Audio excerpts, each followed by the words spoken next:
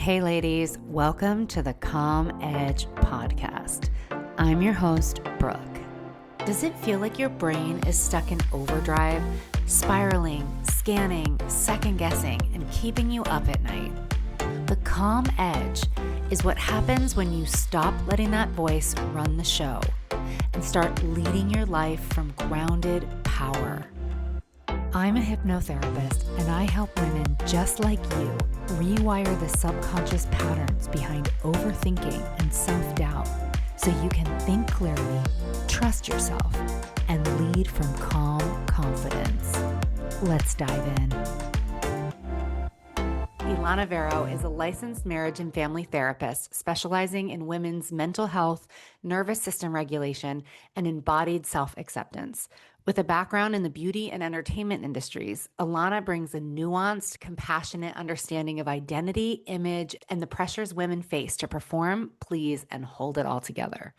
Her work focuses on anxiety, trauma, body image, disordered eating, perfectionism, relationship patterns, and life transitions. Trained in EMDR and somatic-based modalities, Ilona helps clients build safety in their bodies, reconnect with their inner wisdom, and create lasting change from the inside out. Welcome to the podcast, Ilona. Thank you so much for having me. What a beautiful intro. I think you covered it all. I got really excited when I was reading your bio because what you offer, we need. It's a very specific need that is kind of hard to find. Oh, thank you. Thank you. Well, I think so much of our world disconnects us from ourselves and tells us we're not enough and compare and contrast and criticize. And my work is all about quieting the noise and coming back to yourself, finding your own resiliency within yourself, whatever that looks like to you, instead of needing it to look a certain way that is TikTok approved.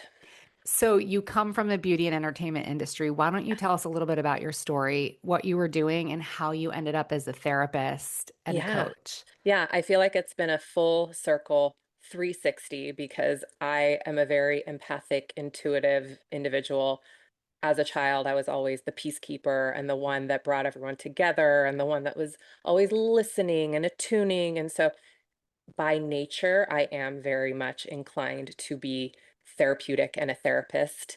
But in my early 20s, I got bit by the entertainment bug and I moved to Los Angeles and I was in the entertainment and beauty industry. At 21, 22, it was almost, I call it my shiny object syndrome phase, where it was just so alluring.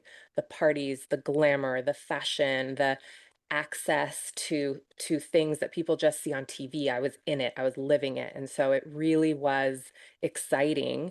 And it was very unhealthy for me. Even back then, I realized that my nervous system, my body, my spirit, my mind were not adept to handle that, especially in my early 20s. I think we're so impressionable and we're so still figuring out who we are and what's our identity. And we're very fluid and malleable and influenced by things around us. So I think I got lost in all of that. And I really started to see the impact of the beauty and entertainment industry on my own sense of self-worth and feeling not good enough and struggling with anxiety and depression and really just constantly comparing and questioning my own self-worth. And so that was a really big light bulb moment and really important part of my life to realize that I need to step away from being inside of this and I need to really reconnect and come back to myself. So I went on my own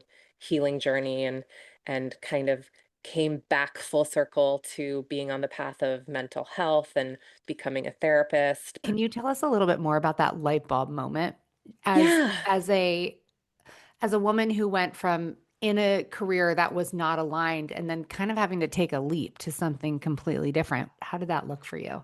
I think, like most things in life, it was quiet whispers until it became a loud scream that I could no longer ignore. So there were definitely things leading up to the breaking point where I look back and realize, okay, I knew then I wasn't happy, or I knew then I wasn't fulfilled, or I wasn't being my authentic self. I was trying so hard to fit in. And it was a very paradoxical time too. On the outside, things looked incredible, but it was really when I was at home alone at night and just feeling unsatisfied, unfulfilled, unhappy, just those little glimmers of, I don't think this is for me long term. And then there was definitely a big breaking point where I think I was coming home from an Oscar party or something, and I just was like, I can't do this anymore. This is not it. And Yeah. so it was just kind of an awakening that finally was the straw. But there were definitely little glimmers along the way. And I think the biggest message from that is to tune in and start to track the little inner voice that is trying to tell you something. You don't have to necessarily make a decision right away, but start to notice, start to track, write it down somewhere for yourself so that you can look back and have that validation that, okay, yeah, I have been thinking this for a while, or I've been curious, pondering, questioning. Yeah. So we need to It's have a relationship with our inner voice. Yeah. And it is a process. I mean, I think back, your journey kind of makes me think about my journey, which was kind of similar. I came from the East Coast. I moved to LA when I was 26.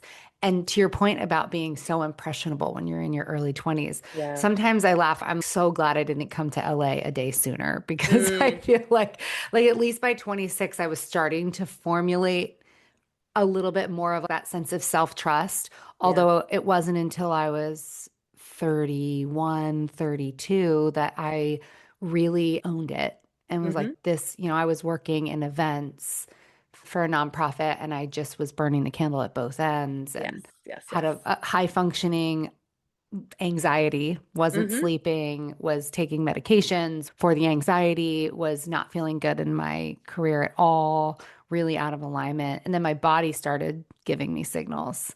High blood pressure at Yes. 31, like all of these weird things were happening when I physically looked healthy. Hmm. Um, so it was really a process, like you said, over time,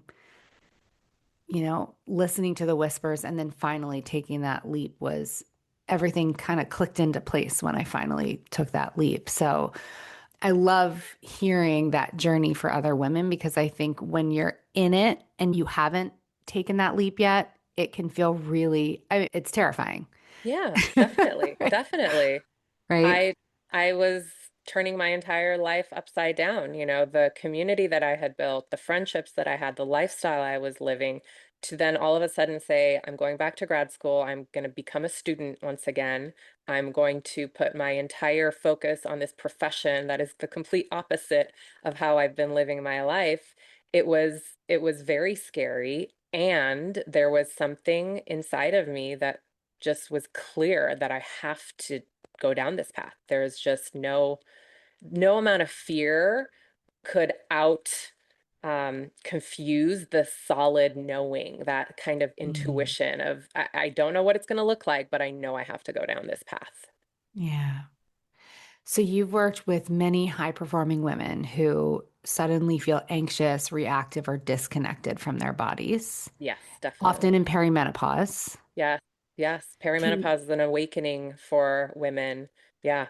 yeah, so let's talk about, well, first, can you share a moment when you saw this shift clearly in a client or maybe even in yourself? Well, I think again, it's like little whispers, and then all of a sudden a lot of it is physical symptoms, like you were saying. So even myself, I was in my early 20s and I was not well. I had anxiety, I had depression, my body was not functioning, my sleep wasn't good. I was carrying excess weight, I was really bloated, and my skin was terrible. Like my body was communicating with me that the way you're living your life is not it. This is not your optimal self. You're struggling to hold it all together.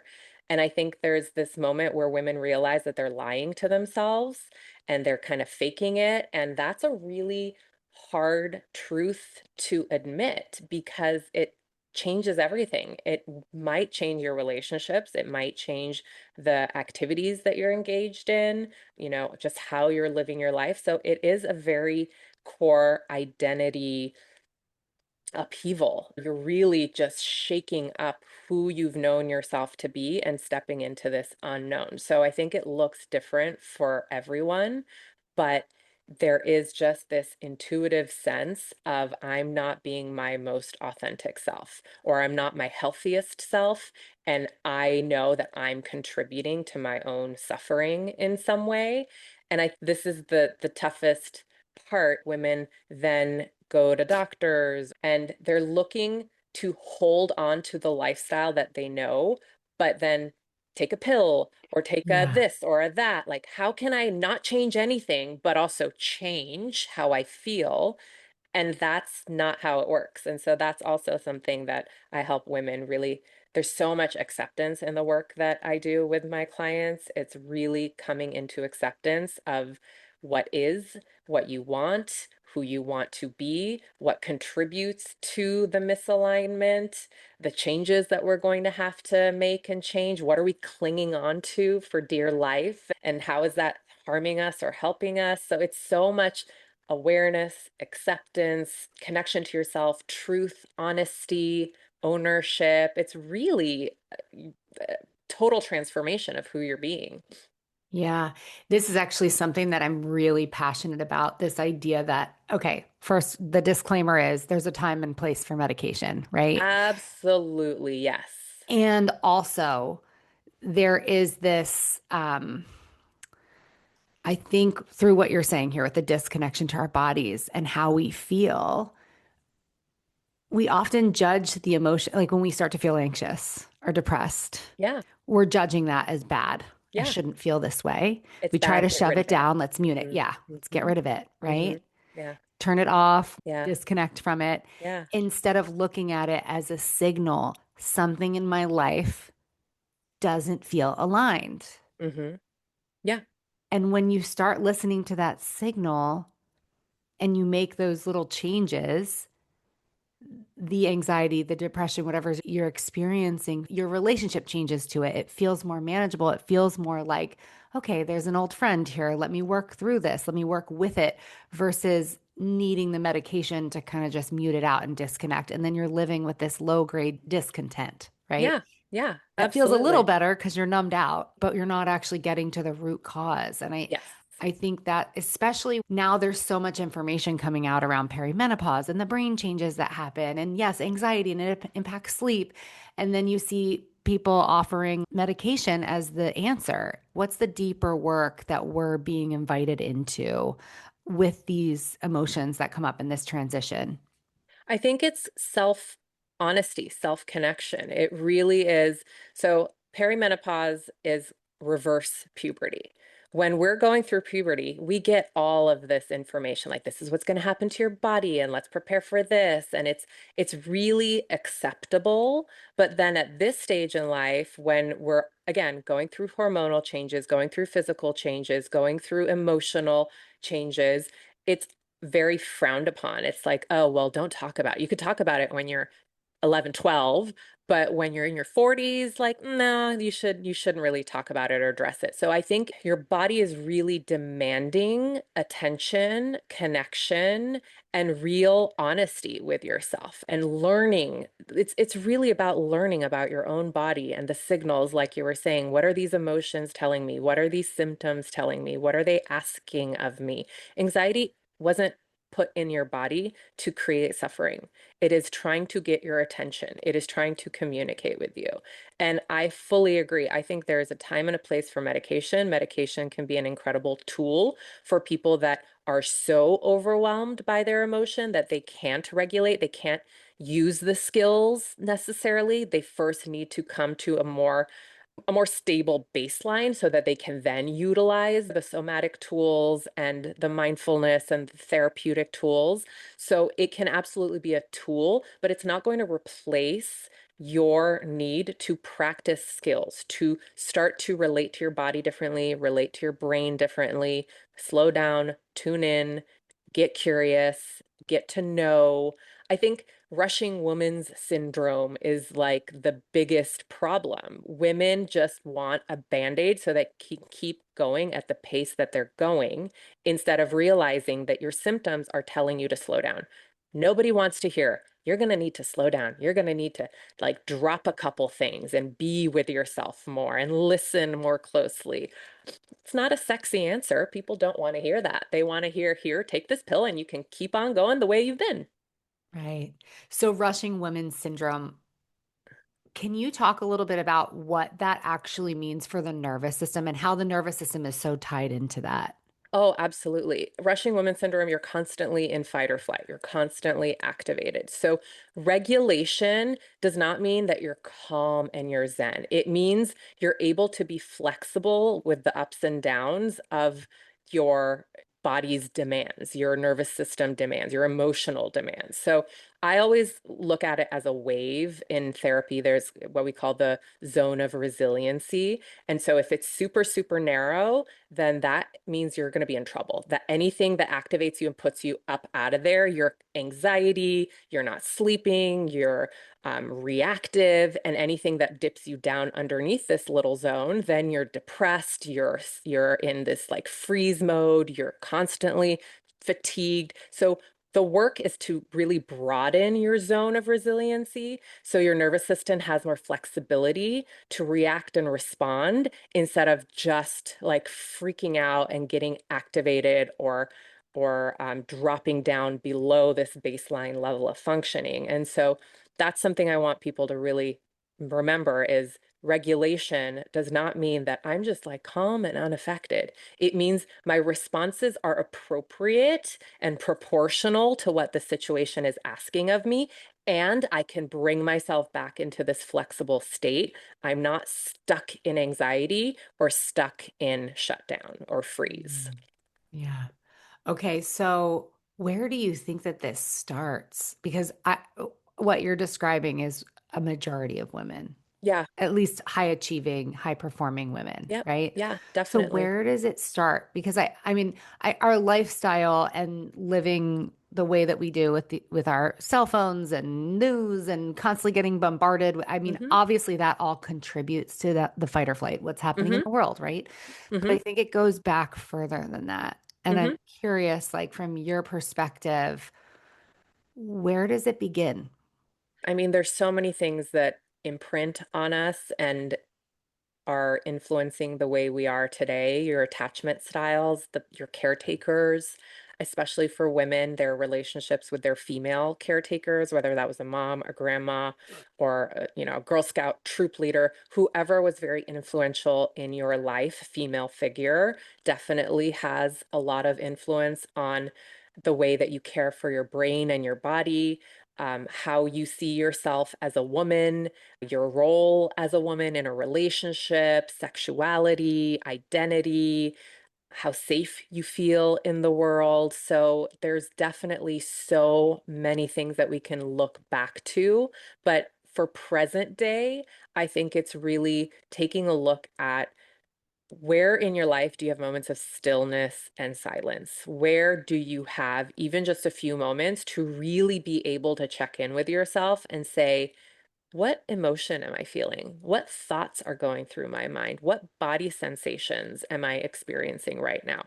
What images do I keep replaying in my mind? Those are four elements that I think can be really applicable to people: images, thoughts, emotions, body sensations. That can be a great practice to just carve out. It can be 60 seconds, but starting to build a relationship with yourself where you're starting to identify instead of just going through life on autopilot, creating little moments of pause to check in with yourself with those four elements. Mm.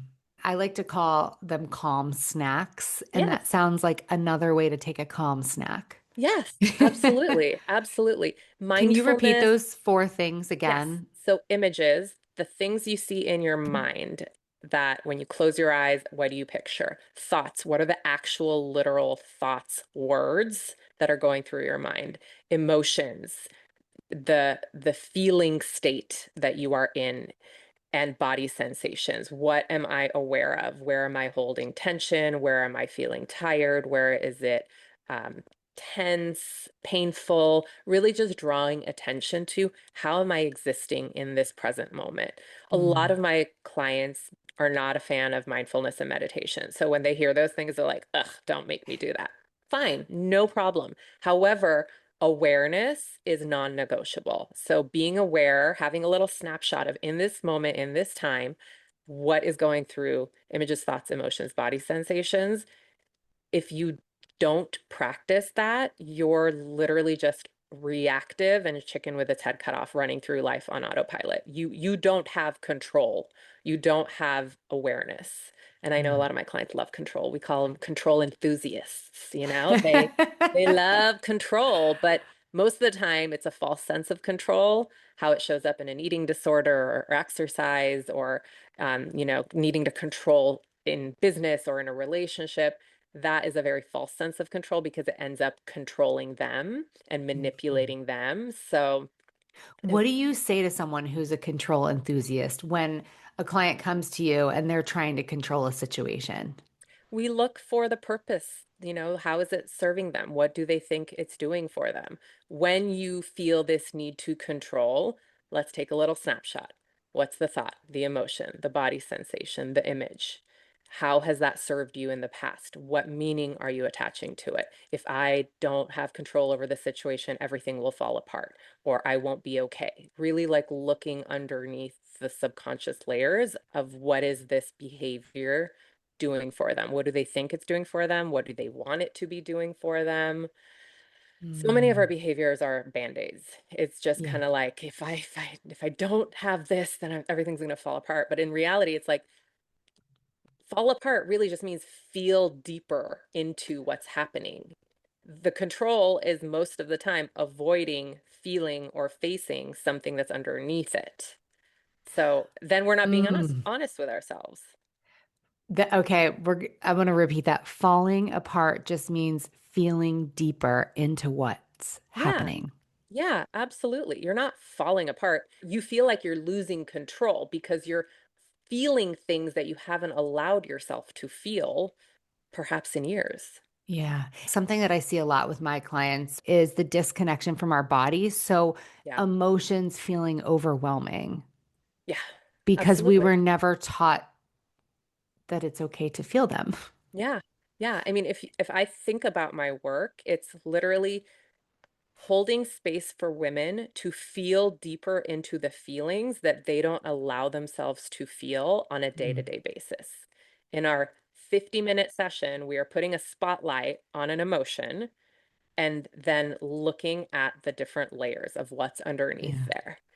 It's typically some form of fear or judgment. Those are definitely, I think, the sticking points for most of my high functioning uh, women. And high functioning also really just means like you hold struggling well, you Yeah. hold it together really well when inside you're really struggling. So it's kind of like it's not a prideful thing, like high functioning. It just means I'm really good at holding it together and faking it, but inside I'm deeply affected in a way that is going to affect my mental, emotional, or physical health at some point. Mm. It's really interesting kind of picking that apart because I think a lot of us don't even realize sometimes when we're in it.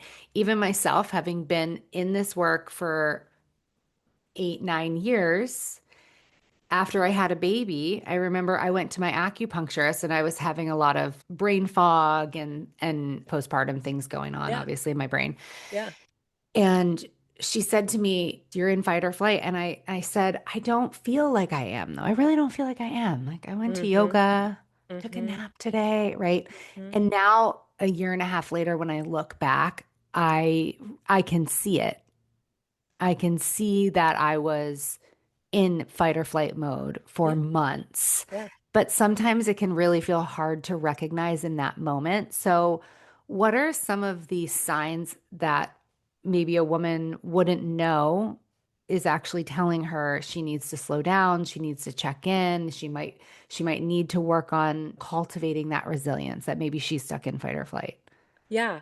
I think, sleep, having your sleep being affected or interrupted, mood fluctuations, brain fog, certainly, people in your life offering feedback that perhaps you're not showing up in a way that is what they're used to or how regulated you seem to be.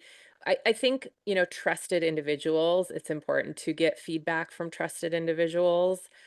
Again, caveat with that, you know yourself best. And so you have to listen and build that self trust. But being aware of defensiveness also, if you all of a sudden are like, no, I'm not, I'm totally fine. You're like, yeah, I feel great. I had a nap, I went to yoga, like everything's great. Checking in with yourself.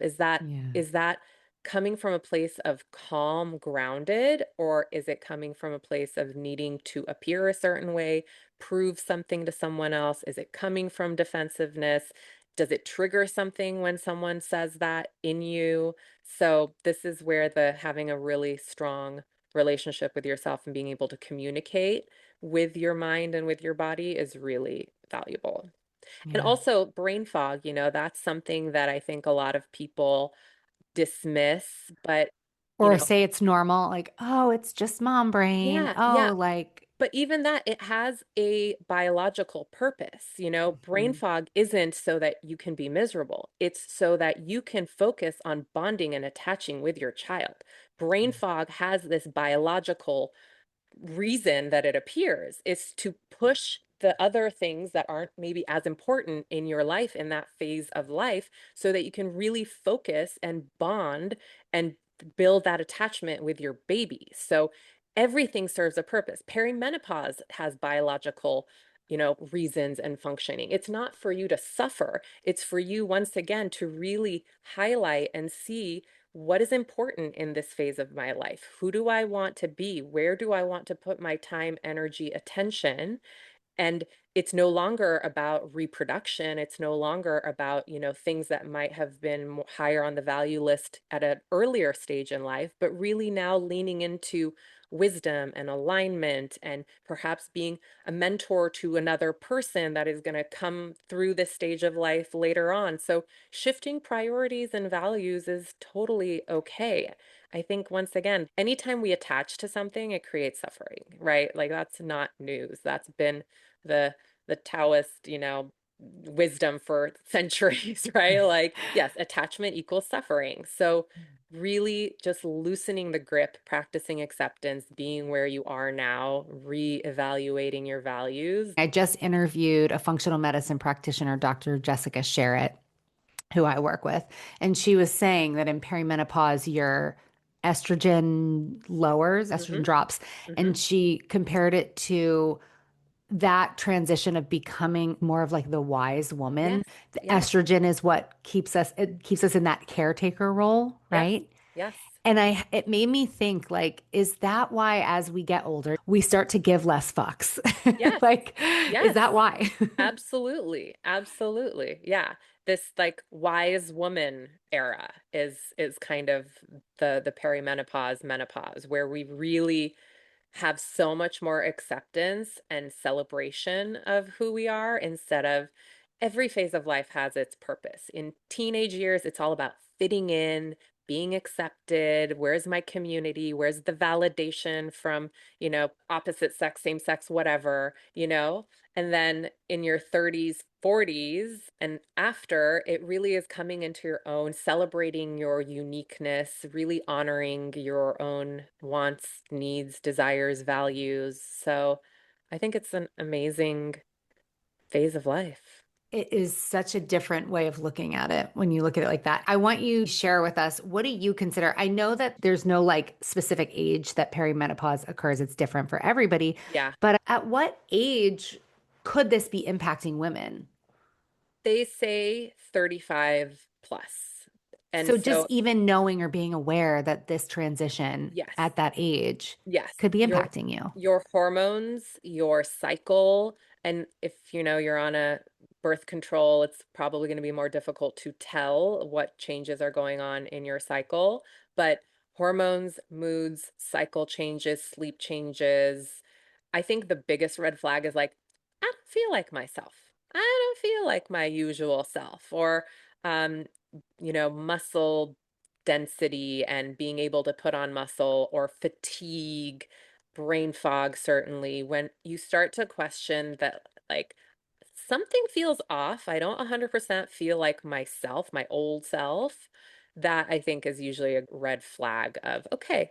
Let me tune into my body. What is it trying to tell me? How do I need to take care of it perhaps differently? I see this so much with my clients is they want to just like keep doing the same workouts and keep eating in the same way and keep again, attachment. You're gonna have to get flexible, change your lifestyle, change things around. The high intensity cardio that you loved in your 20s is not it I'm after just learning that 35. this year, by the way. Like, I had to give up hot yoga sculpt a couple of Yeah, months yeah, ago, and it's been the biggest change for me. I finally stopped with the yeah. really crazy intense hot yoga sculpt and bar classes. The exhaustion, we don't want to constantly, your body is already naturally going through this kind of depletion stage, more tired, needing different care. And so if you're constantly putting more pressure, more stress on your body, and people often don't realize that exercise, certain types of exercise is stress on your body. Yeah. So that I think is a rude awakening and Huge difficult. lesson, Yeah. huge lesson. Yeah. I mean, for me, I was an athlete, played field hockey in college. I literally still have a coach in the back of my head that says, push through the pain, push through Yeah. the pain. Those Yeah. beliefs that really Yeah. stay with you. Yeah. And And the identity of athlete. yeah. And it's interesting because looking back, I've never even thought about that shift as being a sign of perimenopause. But I think back to 35, 36, I started noticing after those workout classes, I would come home and I would say to my husband, my then boyfriend at the time, I don't feel good. Like I'm taking this class, but I just don't, my body doesn't feel good. I feel depleted. Yeah. I feel tired. I feel like bad. It wasn't like Mm-hmm. the good sore that you used to get from like Mm-hmm. a really hard workout or the Yeah. energized feeling I used to get from that Yeah. workout. And now it's funny having this conversation. It's like this little light bulb goes off. Oh, that was a sign. Yeah. So, and let's talk a little bit more about the body and weight changes that can happen with this because Yeah. weight changes, anxiety, fatigue, it can feel like your body is turning against you. Yeah. So, Yeah. how do you help women grieve the body they used to have while learning to trust the one that they're in now? It's so hard. I think that's probably the hardest thing because we're such a society that attaches to youth and beauty. I think the body, the physical changes are the thing that brings up a lot of grief. And even more eating disordered behaviors show up in women in that perimenopause stage because they're trying to hold on to the 30-year-old body or, you know, whatever. So I think that that is really just a very slow and gentle process of coming back to listening to your body, honoring your body's needs, having acceptance. What meaning am I attaching to being a certain size or being a certain weight? I think flexibility is always the sign of health, whether it's flexibility in your body or your mind. Rigidity is illness, flexibility is health. And so even just having a little bit more leeway and compassion and curiosity with what is going on in my body instead of approaching body image as I need to be a certain weight and I need to look a certain way, really approaching it with curiosity and compassion. What is this trying to show me? What is this trying to teach me? Where can I practice a little bit more acceptance and softness and compassion instead of comparison and rigidity? So it's definitely a difficult daily practice, but at the end of the day, we also have to come back to our authentic selves. Yeah. So you shared one of your tools already, the check-in process. Yeah. What is another tool that you give your patients when you're working with them to check in with their bodies? Is there anything specific you can give the listeners today? One thing that they could do to start loving their body as it is? Well, I think even loving is hard. I think less hate for your body is maybe a better approach than love your body. Less criticism, less judgment, more Mm, compassion, more curiosity, more creativity in how you're caring for yourself, moving your body, being open and willing to try new things and new ways. But I think tracking the thoughts around judgment and criticism can be really helpful and beneficial. Writing down the way you're talking to yourself or about yourself, the thoughts that you're having, and then identifying what emotion correlates with that. Is it Mm. sadness? Is it judgment? Is it disgust? Is it um, feeling tired, depleted, constant comparison? So, really, I think thoughts and emotions, and really being able to bring the two together to better understand what is this doing for me. You're not criticizing your body just for the sake of being critical. You probably think that criticism is then going to motivate you. Or if you hate your body enough, then you're going to do something about it to change it. Well, we know through years and years of therapy, you can't hate your way into loving your body. So it's really about observing your patterns in thought and in motion, and then being willing to try something else. And that's Mm. usually the hardest part because, again, people want different outcomes by doing the same exact thing that they are already doing.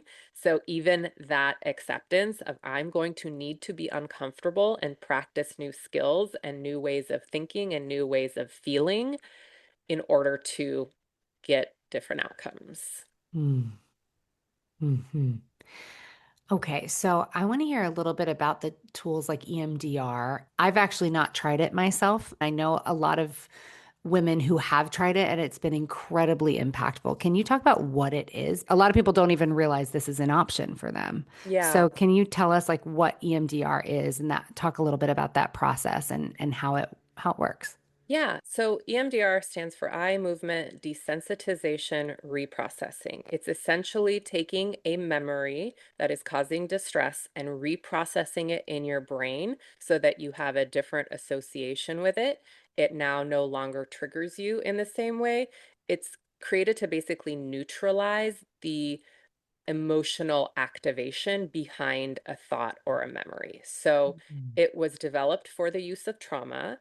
I use it a lot with clients with anxiety, maybe a little bit of that OCD type of rigidity and thinking, a lot with body image, healing grief, body grief, building compassion. It utilizes imagery. So it can be very difficult for clients that are very cognitively rigid, the people that are not able to close their eyes and imagine and Visualize. visualize. There does need to be an element of surrendering control and belief in a new possibility.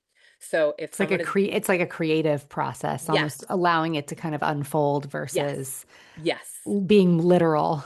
Yes, exactly. So for those very rigid cognitive thinkers, it can be incredibly frustrating. So that's just something to kind of Interesting. know Yeah. about yourself going into it. But also EMDR is again not a magic pill. So it is a process that you really have to ease into when you're tapping into the subconscious mind, where you never know what is going to come up.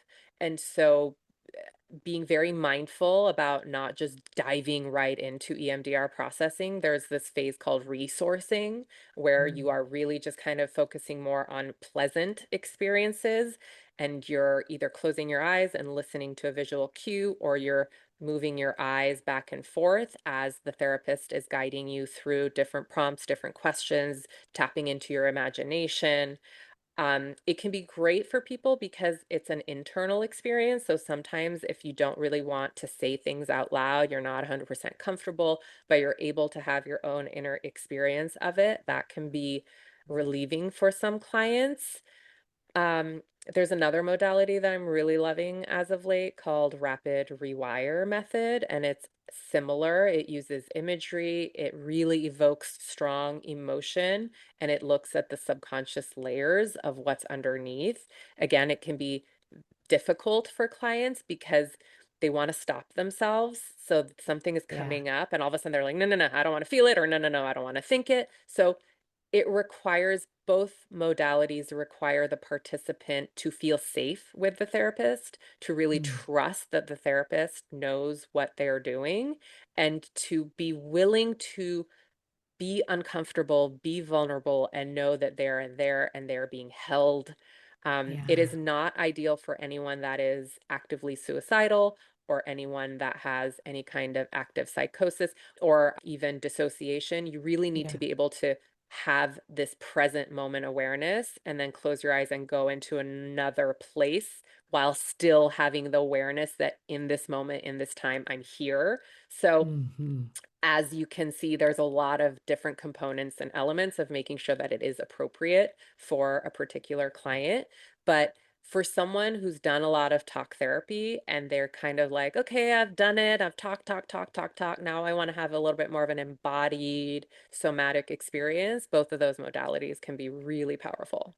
I think that's really cool that you're using it for some of these other things because a lot of that work, I think, just gets put in the category of a trauma with a big T or Yeah. some like major experience or a very specific, Yeah. a car accident or something very Yeah. specific happens Yeah. versus like this can actually be used for everyday anxiety and Yep. to really get more embodied Yes. and Yes. connect with those emotions and Yes. process those emotions. Yeah. That's fascinating and that's awesome. Yeah. Do you do this virtually or is that an in-person only option? It is all virtual. Yeah. I mean, Amazing. it obviously can be in person. I had an in-person practice 7 years ago, and I went Yeah. fully virtual even before COVID. So I love the virtual experience. I think it creates a lot of Yeah. safety to have clients be in their own space, surrounded by their own things, not having to drive before and after. I had a physical space in Los Angeles. So my clients would literally come in flustered. Oh my God, I couldn't find parking. And, da-da. And then it takes some time to kind of bring yourself into the moment. And then, okay, we Yeah. have this beautiful session, we close it down, and then you're back out in, Go Los hop on the Angeles traffic. 405. Yeah, yeah. So Yeah. I think virtual is incredibly powerful. As you can see, I'm very somatic, mind body oriented. The virtual space does not limit that one bit. Yeah. So, yeah, I love Yeah. it. Even personally, I think I do much better work virtually. Yeah. That is amazing. So, just to share while we're kind of on the topic of Yeah, you being able to see clients virtually, yeah. you see clients all over the world essentially as a Yes, coach yes. and in certain states as a marriage and family therapist. Yeah, so I'm licensed as a therapist in California, Florida, and South Carolina, soon to be Utah.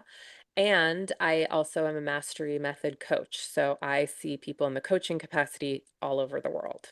I obviously will screen and make sure that they don't need a clinical therapist, but a Yeah. lot of people, I feel like I'm so impressed by people's curiosity and Mm. willingness to grow. They've done a lot of therapy and now they kind of want to try this more integrative mind body kind of subconscious experience. So I think that it's really cool. You can work with me and have a therapist also. So Yeah. it's yeah, I love the Beautiful. creativity and flexibility of it all. Yeah. Okay, I have one more question for you. Great. What is one practice that you practice that helps you feel the most calm and grounded and at home in your body? I really love walking with no distraction, no music, no podcast, me, myself in my thoughts. That is the most powerful thing for me. Journaling can be, but I don't journal every day. I'm not that girl. Journaling for me is more when I'm stuck on a problem. I really like to write it out and process it. But on a day to day, it really is that walking with no distraction, being in my thoughts. I run the rapid rewire method processes on myself as I walk also. So really Mm. diving into the images, thoughts, emotions, body sensations. There's specific protocols, with that modality, but a lot of it is very much questioning and evoking subconscious layers. So I'm usually in my mind processing when I'm out on a walk. I will very easily like not. Walk by people and they're Yes, like, I'm processing, an emotional distress right she's now. Don't trancing talk to out. me. She's in a Yes. trance. Just don't Yes, even. yes. I love that. That's Yeah. awesome. It's so Yeah. good for your brain too, just to take those breaks. I used to be like, okay, I'm going to go for a walk. Let me listen to a podcast episode. Yeah. Let me do Yeah. 10 other things while I go on this Overconsumption. walk. Yeah. Yeah, I think And that's a big problem for us. yes. And it's a practice to actually choose not to do that and to just be with yourself. Yeah. Ilana, thank you so much for coming on You're so today. I'm going to welcome. drop a link to your website, which is ilanavaro.com. Right. Yes. And we'll link to your Instagram page as well. Be sure to go check her out, connect with her, follow her on Instagram. And no matter where you are in the world, she is virtual. So you can tap into the magic that she is offering. Thank you so much. I really appreciate it. Learn how to calm an overactive mind and lead your life from grounded power. My one-on-one personalized hypno coaching experience is designed to help you rewire subconscious patterns so calm becomes your superpower. Click the link below to schedule a complimentary 30-minute consultation call and let's chat.